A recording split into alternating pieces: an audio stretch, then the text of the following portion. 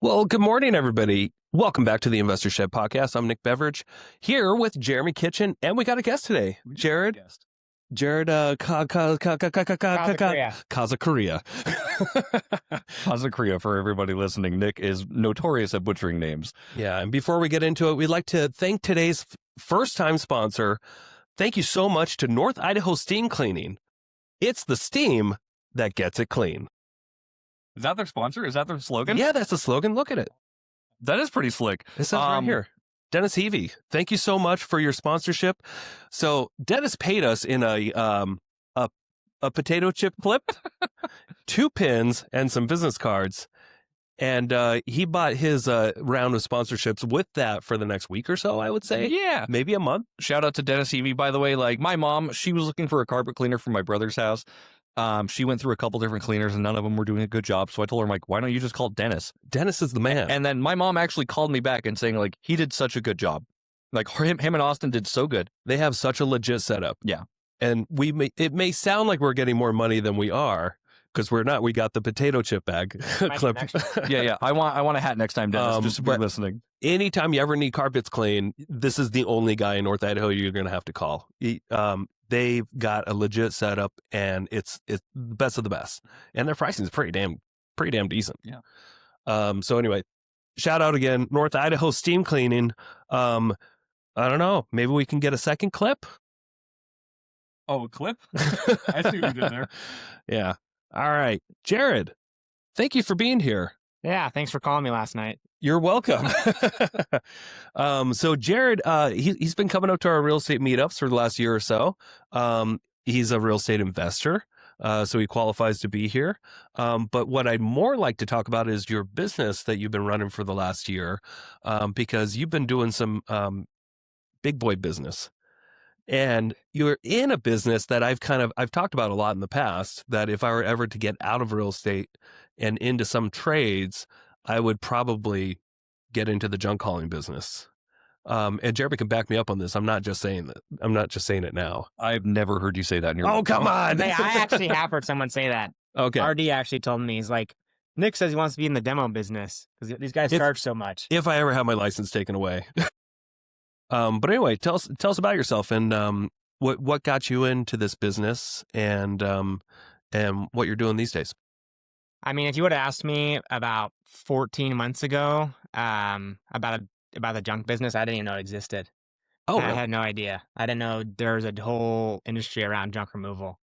Okay, so 14 months ago, you didn't even know about the business that you are crushing it in today. I mean, and not just basically. crushing houses, but like actually crushing it as a business. From what I hear from RD, unless he's exaggerated your success, but I don't think. I think he might exaggerate a little bit, but I guess it depends what you consider crushing. But yeah, I had a trucking business. I started when I was 21, and I ran through COVID, and that business is really just kind of a commodity. Okay. And so, what kind of trucking business? What does that mean? I mean, I kind of did a couple different things, but the main part of my business was like hauling freight like over the road. Cool. Okay. And so like if someone needs a car delivered to Seattle like or something like that. Oh, okay. Like hauling like potatoes, hauling steak, hauling produce. Okay. All over the country. So big deliveries. Like 30 to 40 states. I ran 7 trucks across country all during COVID when there was a big demand for it.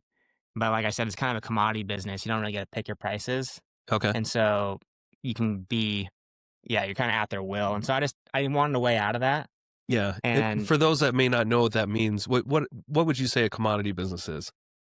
I mean, the best way to describe it is probably like as a farmer, you have all these crops and you can have millions of dollars of, I guess liabilities or, and you don't get to pick your price. Right. Okay. It's what someone will pay you. The market pays what the market will pay Yeah. for these kind of crops. Okay. Yeah. Gotcha. So Sounds like housing. that's kind of like trucking. It's like, there's always someone that will do it for this price or that price. So is it pretty volatile? I would say, yeah. Okay. It all comes down to supply and demand. And there's just, I mean, I don't know. It's such a big industry and you just don't really get to pick your prices. So you're kind of at the mercy of the person that you're hauling for, the industry, basically. I do want to say, so what made you want to get into the trucking business, knowing that, obviously that it was a commodity and you were kind of like at your client's will for what they'd be willing to pay? Like, what made you want to start that? So that's kind of a funny story because before I started the trucking business, I was a farmhand, and I actually wanted to be a farmer. Okay.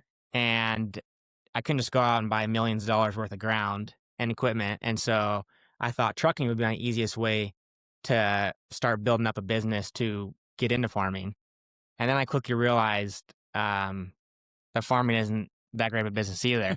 Yeah. And so I just kind of stuck with trucking, and then it kind of went from there, and then started to grow that, and then quickly realized I didn't want to do that either. Gotcha.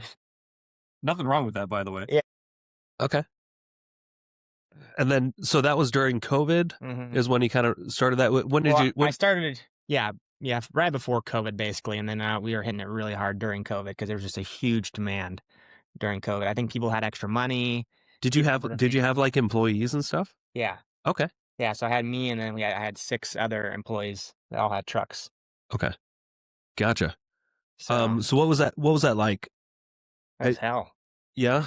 Yeah, I Did- mean, huge liability having these trucks running over the road, and yeah, you're trying to manage. You're kind of trying to manage people that you never see. Yeah. And then you're on the phone with them, And you're just hoping and trusting that they're doing their job. yeah. Yeah. And I think, what really kind of hit me was talking to my insurance agent, and they're like, yeah, if a really bad wreck happens with one of your drivers, just plan on losing everything. And I was like, okay. Isn't that what I have insurance for? Yeah. They're like, you can't buy enough insurance to cover you. And so Okay. that kind of, I was like, I think I'm going to start kind of downsizing. Once the freight prices started coming down, it wasn't as lucrative. I was like, it's just not worth it. And it was just so stressful. So I want to ask, obviously, like you had your own trucks. Did you lease your own trucks or did you buy your own trucks? And if you bought your own trucks, how much did those cost? Because those are all, like you said, they're costly pieces of material. And if they cause a wreck, they're going to cause a lot of damage. Yeah. So did you lease them? And if you leased them, how much was it? Or if you bought them, how much were your average trucks? So the first truck I bought was $15,000. It was a cheap piece of crap truck that I started with, and I probably put another 50 into it. Mm-hmm.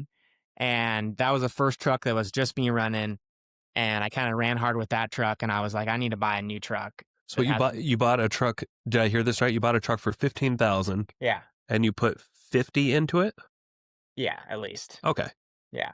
Did you improve the over value of the time. truck? No, Okay. no. It's like a Over time. Okay. So just like in repairs and Yeah, stuff yeah. over time? It wasn't like right off the bat. Gotcha. And then so the truck I bought after that was a brand new truck when I was 22 that I got financed on somehow, Okay. and it was $180,000. Okay. Yeah. Wow. And then money. each trailer, it ranges depending on the condition, is like 50 to 100. So it's basically $300,000 for a truck and a trailer. Sure. Okay. Yeah. It's just the cost of the house, Yeah, pretty much. yeah. I was like, one of my trucker buddies was like, yeah, call this person to get financing, and I was like, I'm not getting financed on a brand new $200,000 truck at 22, and they approved me. So I started shopping and flew to Oklahoma, and like everything, COVID prices were everything kind of shot up. So I actually drove it for about 14 months, and then I sold it for $215,000. So What are the terms like on a truck priced that high? I think it's pretty similar to a car or a truck. I think it was either 60 or 72 months. My payment was about Okay. $3,400 a month. 40. So I Okay. paid for that one. So, and then most of the other trucks that I bought, I think I financed one more truck, and then I paid cash for basically the rest of them. Okay. But that was like the one big purchase, brand new truck. Gotcha. Did you say you made a profit when you sold that? That particular truck, yeah.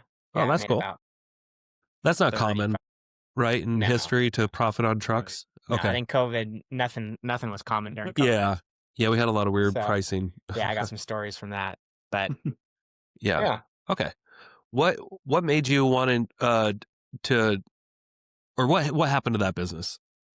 Like I said, after COVID, the rates started coming down. A lot of our customers were like, oh, we can't pay this price anymore. Like, I have these other carriers that will haul it for this. And so I was like, nope, I'm not doing that. Yeah. Okay. I'm not going to operate this super high risk, volatile business on slim margins, Yeah. And so I basically fired everybody, sold all the trucks, all the trailers. And I kind of knew that, and the prices were still good on equipment. So I was like, if I'm going to get out, the Mhm. time is now. I paid top dollar for all my Yeah. equipment during COVID. I need to sell it now or basically never. Yeah. And Yeah. so I just kind of fire sold everything. and I kept one truck, and then it was just me and that one truck, and then I just stayed local for like 2 or 3 years. What was it like firing people? Were they close to you at all, or were they loyal friend employees, or is it not that kind of relationship? It wasn't that bad. I think everybody was kind of understanding, and I kind of helped them find other, like, transition into other jobs and other carriers. Gotcha. So it kind of worked out. I mean, yeah, I don't think there's any hard feelings. And then that was when I was like, I'm never having employees again. I said, I never want employees again. I've said that before. Yeah. And then, you know, fast forward a couple years and trying to hire more employees. So all right. how times change. So I got a question here real quick. I know we're going to be transitioning to like junk removal, but so you sold off all the assets of the business. You didn't actually sell the business itself. Is that correct? Yeah. Did you just kind of let that die? Yeah, I mean, I've kind of turned it into my holding company for my new business. Gotcha. I didn't want it to completely die, but the only real value in a small trucking company is the assets. And so sold the trucks, made a little profit on them, and then it still exists. So cool. I mean, because like last year I was trucking. Yeah. Like all last year. And so I filed my tax for that company last year, and I was like, well, there's no reason to let it die. Yeah. Actually, LLC doesn't hurt anybody. That's true. So is there any possibility of future liability from that business? And I wonder sometimes. Yeah. And the reason I say that is because like I've experienced like, I've spent a little over a decade now investing in fix and flips and builds and that kind of stuff. And sometimes things that you've done years ago come back to haunt you when somebody just decides, oh, you installed this roof incorrectly from what this inspector says, and now you owe me $22,000. Right. And it's like, that was like 5 years ago, and I didn't even install it, but my LLC was on it. Yeah. And so here it comes. About that. And I'm not giving any legal advice here, but what I just decided to do was like start from a clean slate. Yeah. And just anything that was involved with properties that I no longer own, I just killed all those businesses, and it was real easy. You just like dissolve them through but anyway, that's what I decided to do. Yeah, it's probably not a bad idea. I mean, I did start a new LLC for this, for the junk hauling business. Yeah. And I kind of kept the name the same. My trucking business was JTC Enterprises. Okay. Because when I started JTC Enterprises, I was like, I didn't know what kind of business I was going to start. But is it a similar logo? Same exact logo. Oh, nice. All I did was have my buddy. You just changed the bottom. Trucks to haul. Nice. Yeah, exactly. So that's perfect. Because I was like, nobody's going to hire JTC Enterprises for junk hauling. Right. But I kind of want to keep the JTC, and so I went with hauling, and works. Here we are. Was it pink back then as well? It was teal, actually. It was teal. Okay. And so I kind of kept the teal, and then I was kind of going to do teal dumpsters, and then ended up with pink. What made you want to go pink? I've always liked pink. I've always kind of had a soft spot for pink. It's like the Dave Smith Motors type of look. Have you seen Dave Smith Motors? Okay. Yeah. Yeah, they've got the hot pink. Uh-huh. And then when Trademark Mechanical was sold, they went from teal to pink. Okay. I don't really know any other big brands that went pink. I was going to say, the only two like pink businesses I know in the area are JTC Hauling and the electricians you just mentioned. Yeah. Yeah, the HVAC company. Yeah, the HVAC company. Yeah. No, I think pink's it's a bold statement, and it looks good. So black and pink, by the way, on the sweater, it's a good little fit. It's easy to remember. Thanks. Yeah. Well, yeah, I mean, that was one thing that's been a big learning curve with this business, is with the trucking business, it's like you just need like 5 or 10 relationships and you're good. Yeah. I mean, you can do millions and millions off 5, 10 relationships in trucking. There's no branding. You don't need a website. Right. There's none of that stuff. And so the whole marketing and branding and getting new customers every single day is like a totally new thing. And so, I kind of just got the idea of I like pink. I was kind of deciding, should I get teal dumpsters or should I get pink dumpsters? I'm like, you know what? Pink would just be awesome. Yeah. And it's been a hit. I mean, I've even just on like Facebook groups, someone the other day was like, call that guy with the pink dumpsters. He tears the houses down. Doesn't know the name, but just find the guy with the pink dumpsters. But it's easier to remember pink than JTC Hauling. Exactly. People's brains are just like, when you see it's so. I've seen your trucks and your dumpsters. Oh, yeah, I get calls and texts like almost every day. Like all over like Rathdrum and stuff, I think. Yeah. But you just don't forget it. And it's so easy to see dumpsters, the green dumpsters running around. Yeah, you see other people's branding, and they usually just have like just like a what is it? Like a metallic or God, what is it? it's just a little magnet. Yeah. Sorry, that's what I'm trying to say. Just a magnet over the dumpster. Yeah, most junk haulers. And easily forgettable. Mm-hmm. So what does it cost to turn everything pink? Well, it's actually not that bad because when you order a dumpster, they're getting painted anyways. Oh, okay. And so you really actually don't even pay any extra. You just get to pick your color. Really? Yeah. Okay. So you bought it new and just picked your I just pink as a color. Okay, I thought you went and got it wrapped or something like that, or painted it yourself. No, like my one truck I got wrapped, and that was like $4,000 for the wrap. But as far as the dumpsters go, they're getting built brand new, and you just pick a color and they just paint them. That's awesome. So that made it a lot easier. It wasn't an extra investment to just get them pink instead of black. Yeah. And so they've definitely been a pretty big hit. And half my reason for buying so many dumpsters firsthand was like I wanted to have them all over town. As like you said, when driving all over town, you just see them everywhere. Yeah. Eventually, you're just gonna start calling. Or maybe you don't need. You become the tissue. Maybe you don't need us this week, but you're probably gonna need us in the next 6 months. And so you keep seeing the same person. You know who to call. Yeah, it's brilliant. It's like I think it's subconscious because even like I know certain companies. I don't know their name, but I kind of know their brand. So even if I go online and I'm looking for like this gutter company, I see this gutter company all over town that's like blue and yellow. I don't know what their name is, but once I see their name pop up on Google, I'm going to call them. Right. Okay. So I think there's a lot of just subconscious branding that like, even if you don't know their name or you don't remember them, but you go online and you're looking for them. And then once you see that name and you're like, okay, yeah, that's who I'm going to call. Yeah. So with our business, our branding has been horrible.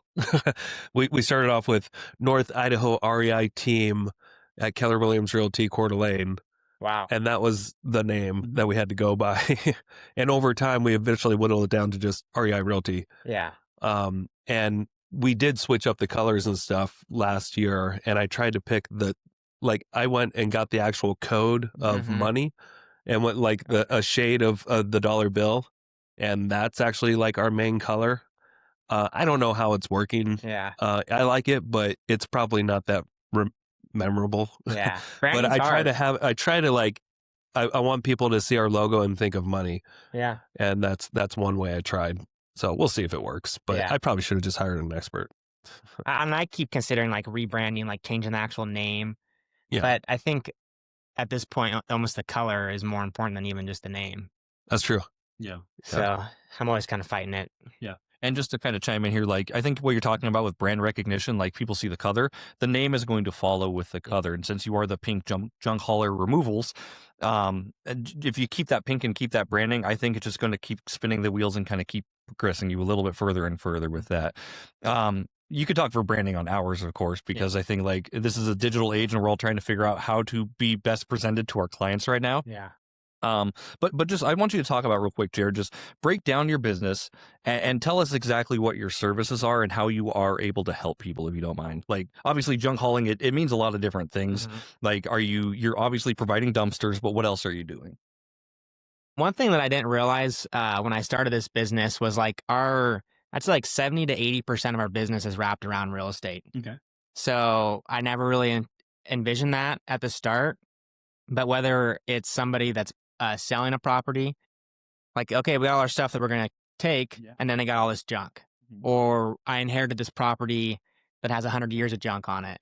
And so, I started out, it was just me, and I was just kind of doing, just random, picking up mattresses, picking up people's furniture, and, small cleanouts. And we've kind of transitioned to doing like bigger jobs because we have, we have a bunch of dumpsters now. We have our own excavator. And so we do a lot of like big property estate cleanups. And so one thing with us is like women are kind of our main clientele because they're not just like the dudes like, oh, I can just do it myself. That's kind of our mind frame for a lot of things. We can just do it. Yeah, I'll just take 20 trips to the dump in my pickup. So very inconvenient, but like that's our first thought was we try to do it ourselves, and it's typically not the best. Yeah, exactly. Well, I think subconsciously, like we're trying to be useful, and we know that like I don't need really much skill to put stuff into a dumpster and take it to, the dump, and I can get away from my family for a half hour. So I'm going to do that. Yeah, it's probably worthwhile. Different from, I don't want to touch that electrical box, call the electrician. Yeah. But I can definitely see how women would be your number one. Yeah, which kind of went with the pink too, is like, well, right now we're tearing a house down. Had some fire damage for a lady in San Diego. Okay. Never met her. She just called us, Mhm. and I basically was able to sell her on the fact that you pay us, we'll do absolutely everything, and and it's done. You don't have to do anything.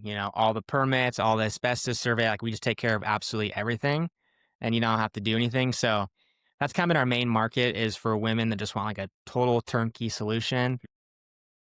It's actually been surprising how much work we've done for people out of the area Mhm. that can call us, and we can just build that trust over the phone that we can just completely take care of everything for them. That's awesome. And so, yeah, I kind of started out as doing like, just random junk hauling when you think of that. And it's kind of morphed into doing like full property cleanups and then like tearing houses down. Gotcha. And even as far as tearing the houses down, a lot of that is even real estate related. It's like this old dilapidated house, and they want to just demo the house, clear the land, and then just sell it for bare land. Yeah.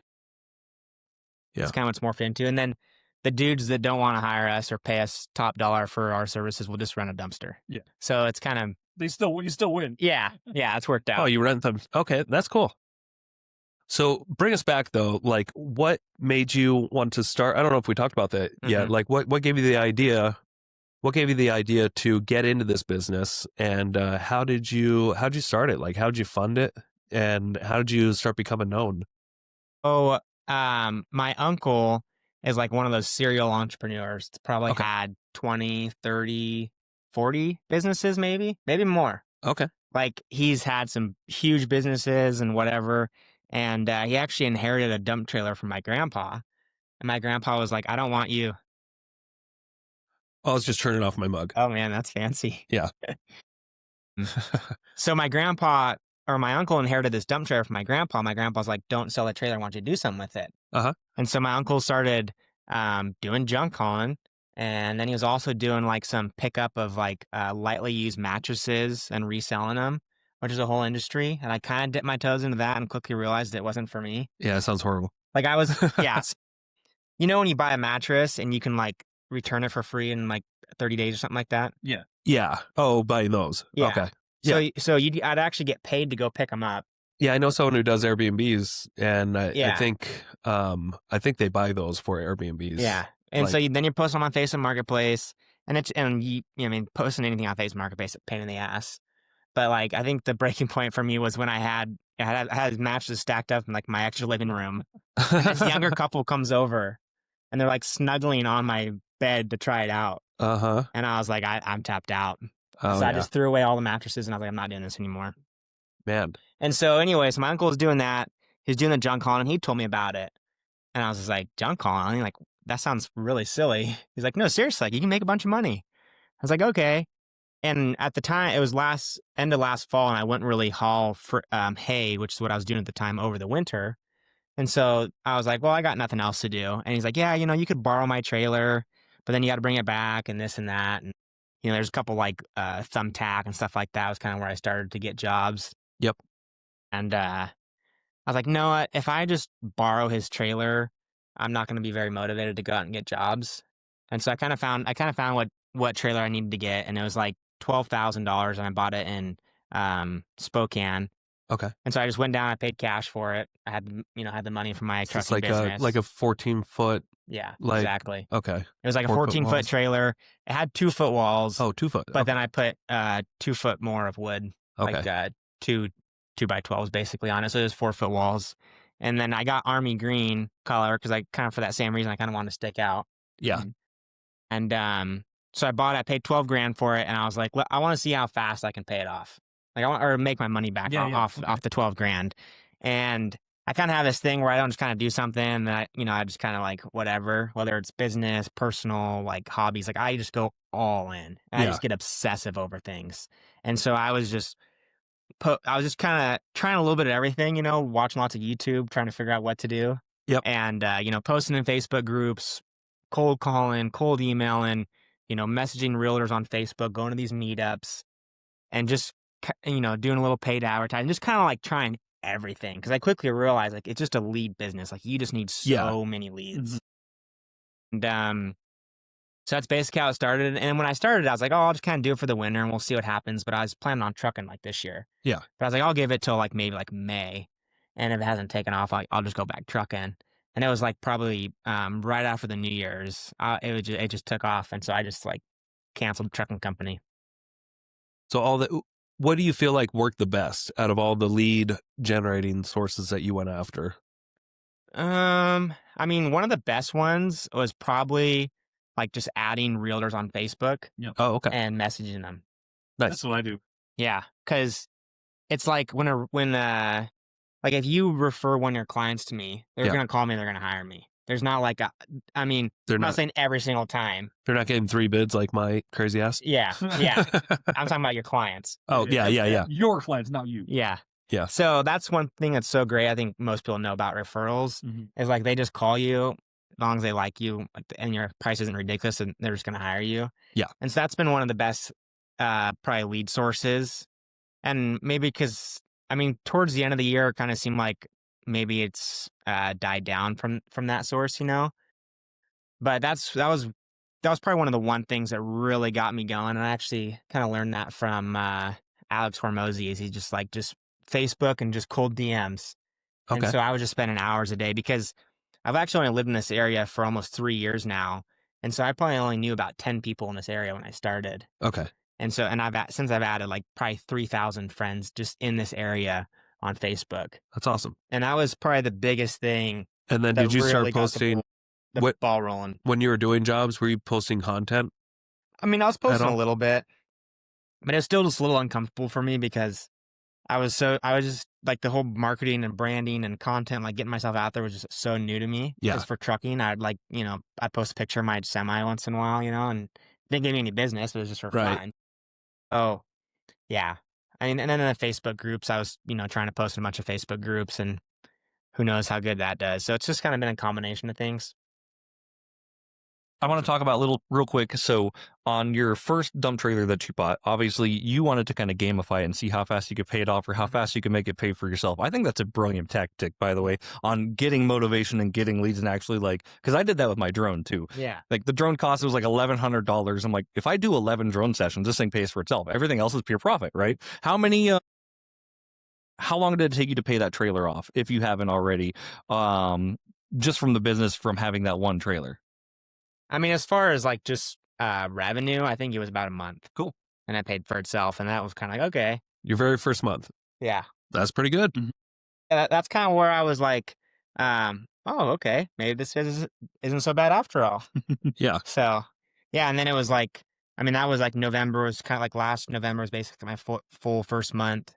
And then, December and then around the New Year's was kind of slow with the holidays. Yeah. And then like middle of January, it just started like taking off. So.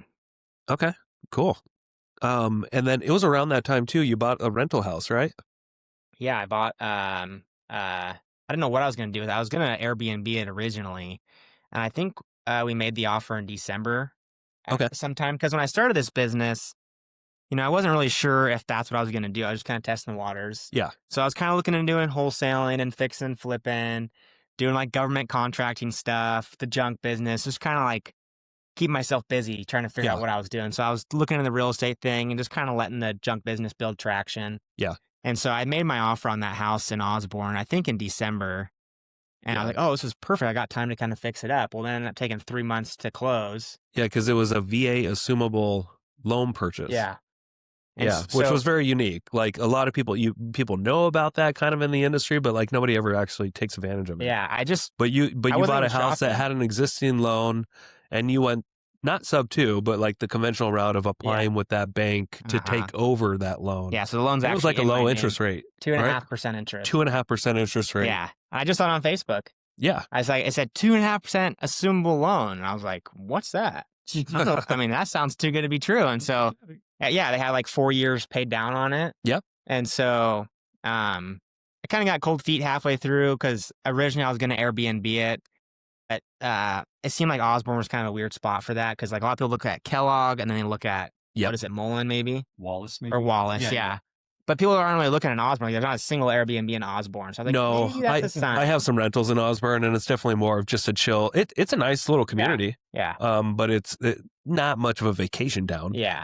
So I kind of was like, well, do I just sell it? And I kind of got like, by the time I finally closed 3 months later, the junk business was just rock and rolling. So I didn't really have time to deal with it. Okay. And so I kind of finally got it fixed up, got some paint on it. And then I was like, I actually consulted with ChatGPT on what to do with it. Yeah. And it quickly talked me into like keeping it as a long-term rental. Yeah. Because with that 2.5% interest rate, like it's actually cash flowing. Yep. And it's actually paying down the loan. I'm actually paying down the loan. And so, I mean, my payment is like right about $1,200 with over half of it going to principal. And then I rented it out for like $50 a month. That's awesome. So, and this was a deal just on the MLS when everyone said deals don't exist. Yeah. I mean, a year ago. They listed it high in the summer. Yep. They listed it really high. They listed it for like 360 or 380 or something like that. And I think they were kind of behind on the market. They just kept lowering the price. Yeah. And so I think when I looked at it, they were asking like 300, and I'm getting it for like 280. Yeah. Thanks to RD with some negotiations. Yep. And then I think they owed like 246 or something like that on it. And so I had to put basically it was like 12% down. And that was actually my other motivation with the junk business. I was like, by the time I close on this house, I want to have that down payment in cash from the junk business. Nice. Okay. Which So you is like didn't even have the down $40,000. payment yet. You were working on getting that while you're in escrow. That's awesome. Yeah. So That's awesome. that was kind of my motivation there. And then it's kind of worked out. Like I know on my house now I have a 7% interest rate. And so I know what it's like to not be paying the house off at all, basically. Yeah. Like I look at what I paid take some time. I look at what I paid for and how much I've paid off, and it's like nothing in 3 years. To see this, like looking at those numbers in ChatGPT, that it's like you're actually paying it down and it's cash flowing. So it's like, okay, maybe I will keep it for 5 or 10 years because those numbers really start to ramp up as you continue to pay it down. So and rents go up. So yeah. Are you making more than the minimum payment? Like on it monthly? Yeah. I just pay the minimum payment. Oh, okay. Gotcha. I would look into it, and just if you're play with an amortization calculator, because sometimes if you can make like 10% or so over the minimum payment, it could be a good return on investment. But it's hard. Like, can you make more on your money than 2.5%? Well, that's kind of why I was probably like 2.5%. I would fully utilize that. Yeah. These days, it's maybe it's harder to do that. You know, if you got a 7% mortgage. But it's still interesting to see how much money you'll save over time by just paying an extra $100. Yeah. And sometimes it's worth it, sometimes not. Yeah. So that's just kind of on the back burner. I have a property management company. I don't even know my tenants' names. Just how I want it. Best way to do it. And it's like I got one rental. I had a second rental in Moses Lake before I moved here, but I recently sold. It's like I got one rental. I got a property management company. I don't want to deal with it. So Nice. we'll see. I want to go back to one other thing that you were talking about too as well, Jared. So obviously when you first started this, you were saying that like you were going to give it 5 or 6 months, and if it didn't take off, you were going to go back to trucking, right? Why? Why would you like not give something a little bit of life and a little bit of time to grow? Like what's I know like it's you feel like maybe it's, you know, dipping your toe in the pool and it's just not right for you. Like the first 6 months of any business are just going to be tough. There's no denying that. I think you just got to give it a little bit of time to grow. But what was your motivation behind trying to go back to something you didn't like? I mean, that's a good question, I guess. Maybe I had the wrong mindset, but I was just like, I already had the truck. I had the truck insurance. I had, you know, a really good customer that I hauled for like 6 months out of the year. And so I basically, you know, the 2 or 3 years before I started the junk business, I'd basically work like 6 or 7 months, take the winters off. Wasn't making a ton of money, but I was paying my bills and living comfortably. So it was a pretty lax lifestyle going from, you know, COVID running all those trucks. So I was kind of like a cruise mode. Sure. But, and it might have been too, but like, telling somebody, oh, I have a junk removal company, it's a little like humiliating. Like it's hard to have pride in that. Like it's taken me a while to warm up. Like even like meeting somebody, like still to this day, they're like, "What do you do?" And I'm like, I don't want to say I own a junk removal company. Why? I don't know. Like I want to say You're such like a necessary service. I think you like under. It just sounds silly though. Doesn't matter. People run ice cream shops where they sell you frozen milk. You know what I mean? Like what is silly? Yeah, I don't know. So I think it might have been part of that where I kind of thought it was a silly business before I started it. So like, we'll just kind of see what happens. You know, I didn't want to like put all my eggs in that basket, kind of have the truck in as backup. But I quickly realized that, yeah, it's not that silly of a business after all. Yeah. And it has been the best business that, I've had, and it's been very enjoyable. So Are there nicknames for this business other than like there's demo, right? I'm in demo. yeah, Could you say like I'm in sanitation and like, I think I kind of joke about, being the junk man. yeah, The trash man. I like to always say I'm the local trash man. And Right. I'd always remember my mom as a kid telling me like, make sure you go to school and go to college because you don't want to be the trash man. yeah. That rides around in the back of on the garbage truck. But it's more than just trash. Like I saw one of your videos, I think it was this morning or last night, and you're tearing down a house. Yeah. At, kinda what like we with an transitioned to. excavator, like the whole house is being torn apart and Yeah. taken away. So your local trash man can't do that. Yeah. Yeah. And that's kind of now that we've kind of have the dumpsters and the bigger equipment and we got the excavator, we've kind of transitioned into trying to focus more on doing the demos because you can do one or two demos in a week instead of doing 25 or 30 junk jobs. Okay. That pay So- about the same. Yeah, exactly. So what does your business look like today? It's been a year, Mm-hmm. 1 year. Congratulations. You're in business. Yeah. That's awesome. Still kicking. Are you profitable? I mean, I'd like to think so. Okay. I mean, it's my books, I've been doing a pretty decent job keeping track of them. It'd be, and I wouldn't shame you at all if you're not, because you're in growth mode. Yeah. Like you've only been doing it 12 months and you're constantly buying machinery and hiring Yeah. people.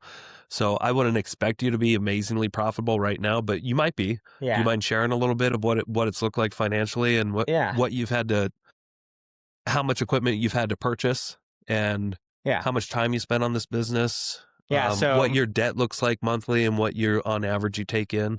yeah. So my goal at the start of the year, which I thought was just shooting for the moon, was 400,000 with 50% profit.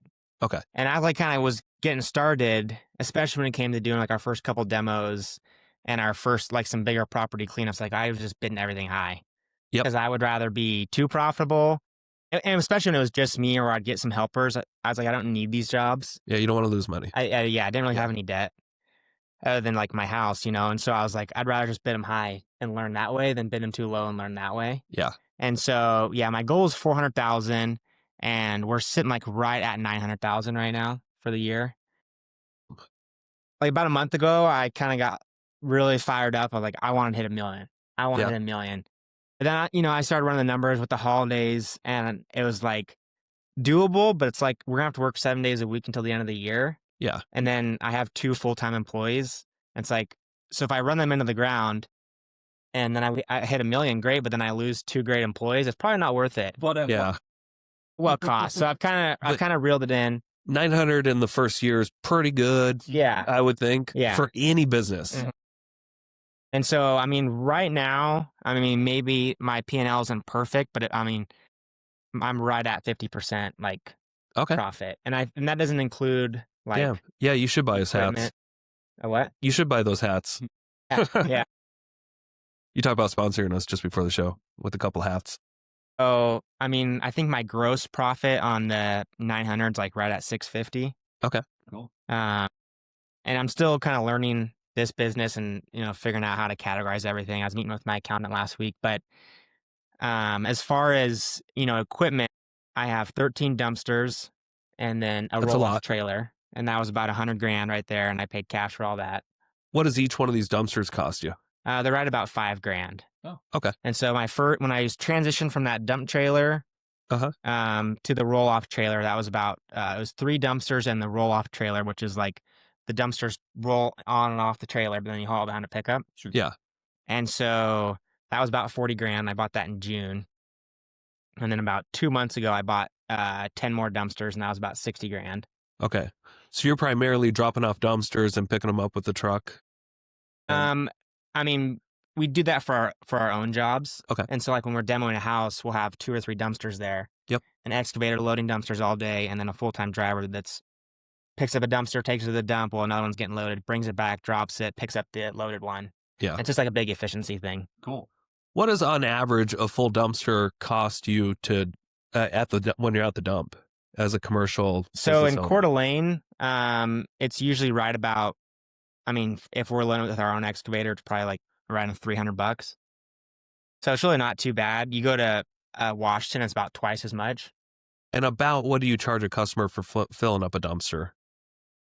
I mean, it varies quite a bit. I'm sure it does. Like, let's just say an average junk removal job. If we fill up the whole entire dumpster, we usually charge about $1,200. Okay. But to dump that in Coeur d'Alene, since we're hand loading and it's household stuff, it'd be like $100 to dump it. Okay. But if we're doing like a demolition job, I kind of want a full dumpster to weigh or to kind of be billed out at like 2,000. Yeah. With the equipment, driver, dumpster, and then that's more like $300 to dump it. So Yeah. I've kind of been winging my pricing. Yeah. It's kind of been all over the place. Yeah. You'll figure it out. Yeah. Yeah. So, And what does an excavator cost? so the excavator I got was about $135,000, and then Okay. I financed that completely, 0% interest. So that's actually more than all the dumpsters, Mm-hmm. right? Yeah. Unless I'm doing my math wrong. Yeah, no, that is the Because most all those expensive. you bought 13 dumpsters for about what, 60, 70 grand? About 100, yeah. Oh, about 100. Sorry. Yeah. Okay. Gotcha. But one thing with the excavator is they hold their value really, really good. Gotcha. So And- in your first full year, you've almost paid. You could potentially almost pay for all the equipment. Yeah. That's- Definitely. That's awesome. Yeah. Congratulations. Thank you. And I have another, I bought 2 more semis basically. One was I just bought actually last weekend. I flew to Boise and bought it, and it was 77 grand, and I paid cash for it. Okay. My thing is, like, if I'm buying something like brand new, like a brand new Ford pickup, I'll Yeah. finance it, just get Ford credit. Yeah. Kubota, brand new, get Kubota credit. If I'm buying dumpsters or I'm buying like a used truck, then I just pay cash. That's Right. kind of been my thing. But it's just so easy to get financing directly through the manufacturer. For sure. It also helps you pay less taxes. Yeah. Yeah. And so that's kind of been one thing that I'm not sure how to do my books on. It's like if I pay cash for something, Yeah. it doesn't come off your P&L, but it comes off like your cash flow statement, I guess. And so trying to figure out how to incorporate those numbers. Yeah. Yeah. Obviously, talk to a CPA. I would imagine, if you bought a $50,000 truck, you don't have to necessarily pay 50 grand cash to take advantage of all the write-offs that it Yeah. comes with Yeah. I don't know. when you're getting debt. But I could be wrong about that. If it works like it does in Yeah. real estate. I think that's how it works because I think I could be wrong here. I know if you buy like a new Tesla that's Yep. for work or whatever, right? And you do actual rather than mileage, you get to write off the purchase of that. Even if you lease it, you get to Yep. write off the purchase of that. One or the other. One or the other, yeah, mileage or actual, yeah. or the actual cost of it, even if you didn't pay for it all yet, and if you're just Look, making payments. We're not CPAs. Just talk to Yeah. your CPA, man. I want to kind of dive back into circle back around. So you did, But it is important to think about this stuff. It is, because yeah. if you're making 900 grand and you're not doing this stuff correctly, or if you don't have a good plan, you might have a tax bill next year Well, that's why that's like 400 grand, and you're just like, shit, what I do wrong? Like, I don't have that money. well, that's kind of why I keep buying Like- stuff. Yeah, It's like I don't want to Yeah. pay taxes. I'd rather have 0 and not pay taxes and just have all this equipment. Yeah. exactly. So I want to talk about obviously this year, first full year in business, you're at about 900 grand. If you pushed it, you can make $1 million. Doesn't sound like that's the optimal play though. And you mentioned Alex Hormozy earlier, and this is the reason why I'm going to bring this up. Is your goal to scale this thing? And if it is, are you going to use Alex Hormozy's scaling to get you from 1 to 10? Well, I think my goals changed by the day. Yeah. One day I want to shoot for the moon. Mm-hmm. The next day I don't want employees. And so I think I'm still kind of finding my path. Yeah. Because I mean, I really like the money for me. I don't really care that much about whether it's, $1 million or 10 million. I just really like the back end of the business, like the marketing, like getting the customers, taking the calls, closing jobs. Like I really, really like that side of it. Yeah. Like I've bought my excavator and I've spent like 5 hours in it. Like this last, maybe 10 now. Cause this last Sunday I was like, I'm going to go start tearing this house down. Cause my employee took the weekend off and went home for a couple days. And so I went out and smashed the house for like 5 hours and I was like, okay, I'm good, but I just really enjoy the back end side of the business. And so, yeah, I'm not really sure. I'm just going to keep shooting for the moon. I want to, basically double in size next year. Okay. And I think I'm going to start really pushing for like more dumpster rentals and get more dumpsters, because that's the only part of the business that I can see that can really be reoccurring and something you can actually count on. Right. And so, yeah, I want to kind of lean into that and kind of double up next year. Okay. And a follow-up question to that, because you kind of just answered something else with it. So you're doing all the back end work. You're taking all the phone calls, you're doing all the marketing, you're filling out all the order forms, I'm assuming. Do you think it'd be beneficial? I mean, I hear that you like doing that kind of stuff, but do you think your time would be spent elsewhere finding new customers versus like filling out the paperwork and answering calls? Like you go meet face to face with more businesses and have an assistant kind of take the calls. Is that something that you think about doing? Yeah. I mean, the goal for next year is to have a full-time office manager. Cool. But it's really only been like the last maybe month that I've been like almost completely out of the field. Yeah. And like, I think just having ADHD, it's so hard to figure out what to do. It's like, I can go post on Facebook. I can cold call. I can work on SOPs. I can make my employees' lives better and make more organized. Like, there's just so many things that I could do. Mm-hmm. I kind of start here and do a little of that and do a couple quotes. So I've really struggled with being productive in the office when there's not like, a call coming in, or I have to do this estimate, or I have to go look at this job. Like I have, all this time. Mm-hmm. Like the rest of the day, I don't have anything I have to do. Right. My crew is awesome. They're out doing their thing. There's nothing I have to do the rest of the day. And so like for me, it's been really hard to find that structure. And so what I'm actually going to do the rest of the day is I'm going to go look for a commercial building to lease. There you go. And I want to have a shop, a yard, and maybe like 2 or 3 offices, and have an office I actually go to every day with an office manager to keep me accountable, and I keep them accountable. So I think on one hand, it's like that is a big expense, but I think it can drastically pay for itself. Right. And if you're planning on like 10xing your business, a drastic expense such as an office manager in a commercial space doesn't sound like it's that far out of like reality, honestly. Yeah. And I think, Jared, you and I, we struggle with a lot of the same things in business where like, if I'm busy, I can do busy work all day long. Like you put me in the business, I'm going to rock it. But the second I'm not taking calls, I'm like, okay, I've got 100 things to do. And I just kind of like chip away at every single one and I don't make any progress. And I hear you and I understand you. Yeah. No, that's definitely my problem. It's one thing if like, you're out in the field all day, you're doing these jobs, and then you come home like, hey, I have to use a couple estimates, I have to do some invoices. Yeah. But it's like, when I'm not out in the field all day, I kind of get that stuff done. It's like I got all this time. Mm-hmm. I'm at the house, have my office, my back hurts. I go sit on the couch, I'm gonna go on my laptop. Okay, I'm not being productive. I get back to the office. So it's like, oh, okay, great. I just worked like 14 hours. But I did like 2 hours of work. Right. So it's like I want to go to the office, go work for 8 hours, 10 hours, go to some jobs, like clock out at 4 or 5, go home, and I bring my computer home. Yeah. And I go home and like have a life. Yeah. And I think I could be, way more productive throughout the day, and then go home and like actually have a life, not just work 7 days a week in my home office, not really actually doing anything. Sure. But then you always feel guilty, stepping away, you step back in, you don't even get anything done. So I've been really struggling trying to do the office work when that's all I've really had to do the last month. Yeah. So it's been a transition from being in the field, doing the junk hauling, doing all the stuff, to like trying to transition to being hands off, which was kind of the goal. But now I'm like, it's a totally different side of the business. Yeah. Like just doing the back end stuff. So it's been a learning curve. Yeah, for sure. Yeah. I find it incredibly helpful to go to an office because I can work from home. I can work from in the studio, but I do not get nearly as much work done as when I go to the office. There's a big printer there. My assistant is there. Yeah, they're keeping and I'm just, I go and I have nothing but projects there in my office and very little distractions. And I can totally relate. Like, yeah, if I'm trying to work from home, it's just I can be at home for 8 hours and get like 30 minutes of work done, maybe. Yeah, that's kind of my issue. And I think, just going somewhere where there's other offices and other people all working. Yep. I think subconsciously you just feel obligated to just like grind and just get stuff done. Yeah, you're just in this mindset of you're in the environment of work.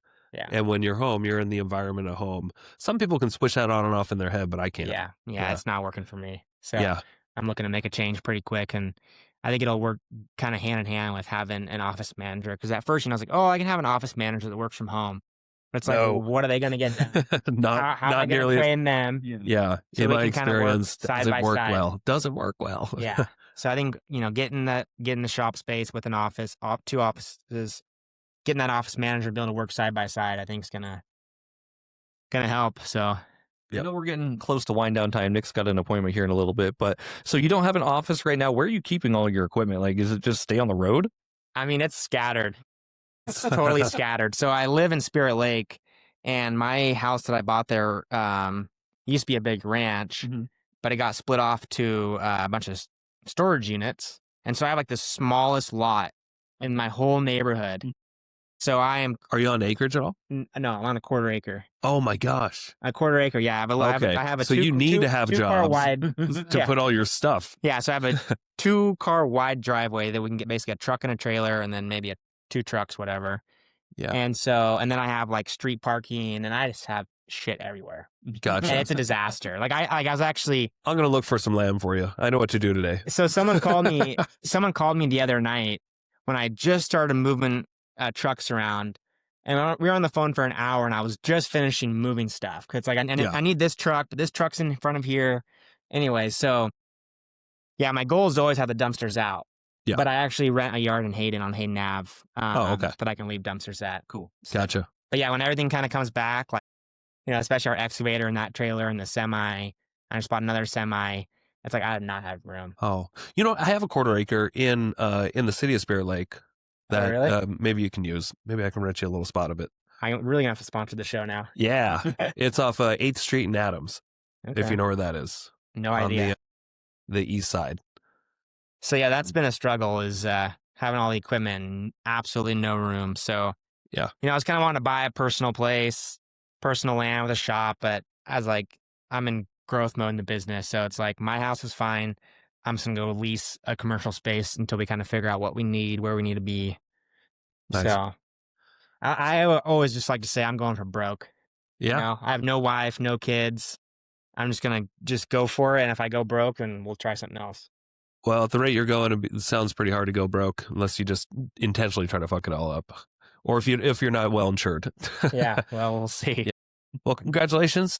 Thanks for being here. Thanks for telling your story, and we look forward to hearing some more from you. Maybe we'll have you on next year or something like that. That'd be See fun. how you're doing. I also look forward to a hat from you, by the way. Yeah, I look forward to a hat as well. All right, thanks, guys. All right. Wait, so hold on. Before we leave, where can people find out more about you? Like, just I know you got to get going, but like, plug yourself. Where can people find out about getting junk and removal services? I mean, you can always go to our website. It's jtchauling.com. It's pretty disgusting, to be honest. It needs an update. There's no pink. Done is better than perfect. We are working. We've been actually. There's no section to like book like a dumpster. We've been working on a new website. Okay. But like Facebook is really good. If you go to JTC Hauling on Facebook, or you can just call me 208-500-8102. Right on. But yeah, avoid the website. Just probably go to Don't do. Yeah, just go like. Give us till the new year on the website, because we do have a new one in the works. But well, there's links everywhere. Click here for a quote. So where? at least on your website. Well, don't go to the website. Okay. Just go to Facebook. I was just JTC Hauling. our services. Okay, don't worry about it. Or Jared Cozzocrea on Facebook. All right, cool. Well, thank you so much. Yeah. All right, everybody. We will see you next week.